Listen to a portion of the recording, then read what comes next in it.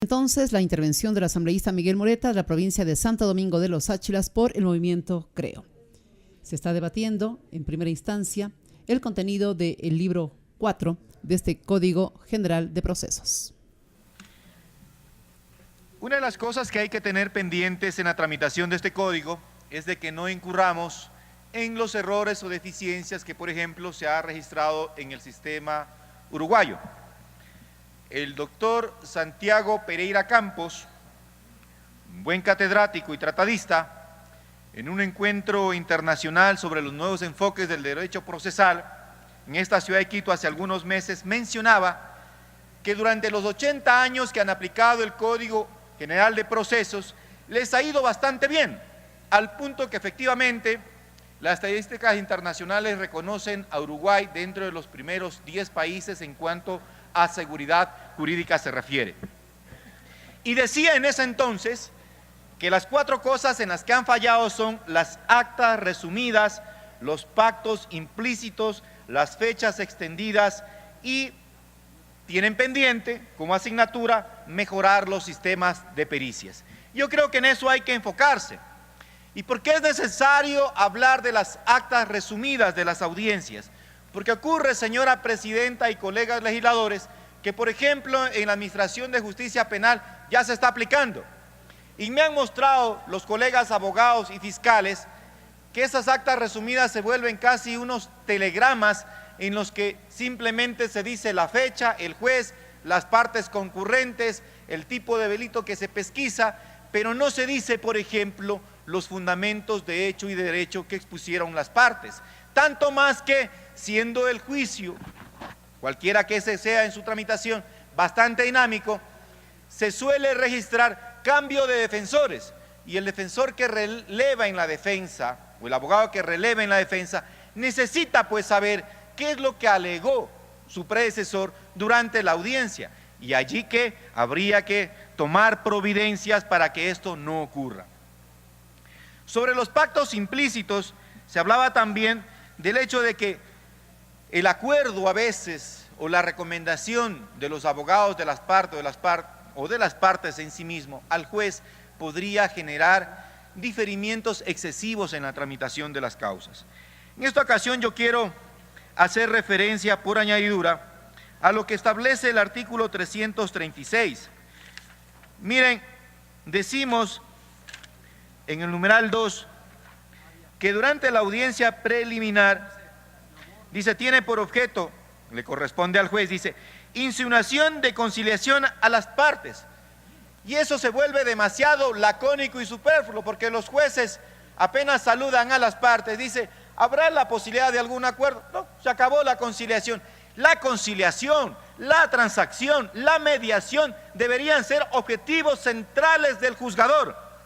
De allí que yo me atrevo a recomendar que en vez de que se diga insinuación de conciliación a las partes en el numeral segundo del artículo 336, diga, es obligación del juez promover la conciliación y transacción entre las partes que deberá realizarse respecto de todos o alguno de los puntos controvertidos, pudiendo para el efecto el juez imponer descuentos de intereses y exoneración de costas procesales. Acá habrá que determinar hasta qué punto puede rebajar el juez para que las partes procuren una conciliación, procuren un acuerdo, procuren una transacción. Igual estímulo debería establecerse para que las partes deriven el proceso en mediación, porque nada solucionamos diciendo, claro, tenemos un nuevo Código General de Procesos, construyamos nuevas casas judiciales, aumentemos el número de juicios, el número de secretarios, asistentes, etcétera, de cuestiones, cuando eso es un costo excesivamente alto. Y las partes podrían, por vía de medios alternativos como la mediación y arbitraje, resolver y descargar el enorme volumen de procesos que ahora mismo se registran en los juzgados y tribunales de la República. En el artículo 337,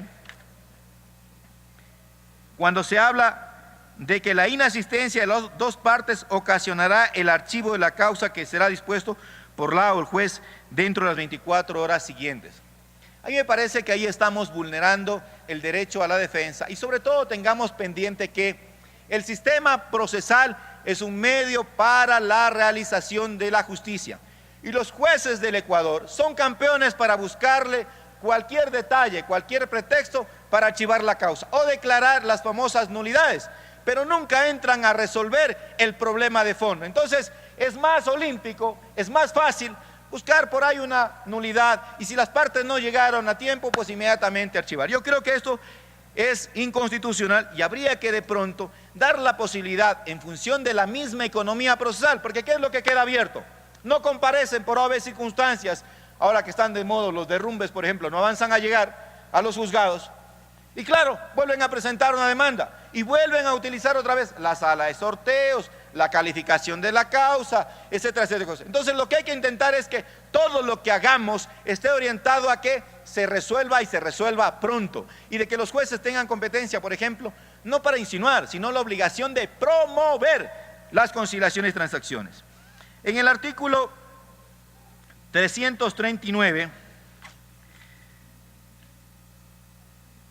numeral segundo, se habla de que practicada la prueba admitida en audiencia, dice, no es solicitada, el juez concederá el uso de la palabra primero a la parte actora, luego a la demandada y finalmente a terceros en el caso de haberlos. Digo yo que en este caso el juez debería reglamentarse la pertinencia de los terceros, porque cualquiera puede presentarse diciendo yo tengo interés en esta situación, pero debería regularse para que se establezca tener interés legítimo. En el caso del artículo 380, que habla de la tramitación, antes de eso, el 359, por favor, dice la audiencia única se realizará en 2 etapas hablando del juicio ejecutivo. Dice, culminada la audiencia, la juez o el juez deberá pronunciar veredicto. Es decir, en la primera parte desarrolla la fase probatoria. Pongamos el ejemplo, alguien alega falsedad de la letra de cambio. La firma es falsa. De lo que yo recuerde, los jueces, dentro de los 4 días de prueba que tiene ahora el juicio ejecutivo, disponen, por ejemplo, los exámenes periciales, documentológicos y grafotécnicos. Y no es pues que el perito en ese ratito va a decir, señor juez, contraluz, parece que no es la firma. No, no, tienen los peritos que tener un tiempo prudencial para realizar la experticia y decir, ¿sabe qué?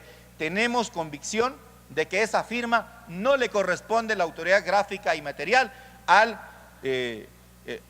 firmante o aceptante de la letra. Entonces yo creo que ahí hay que establecer un rengloncito para que ya, por excepción, el juez en ese caso de que deba hacer experticias científicos, grafotécnicas, documentológicas, pueda suspender la audiencia, porque aquí estamos diciendo que evacúa la primera parte de la prueba, va a la segunda, alegatos y dicta la sentencia en la misma audiencia. Pero ¿y sobre qué se va a pronunciar? Si va a decir, hágase el examen grafotécnico, con ese elemento, con ese resultado, debería pronunciar sentencia. En el 380, dice trámite de excepciones a la coactiva.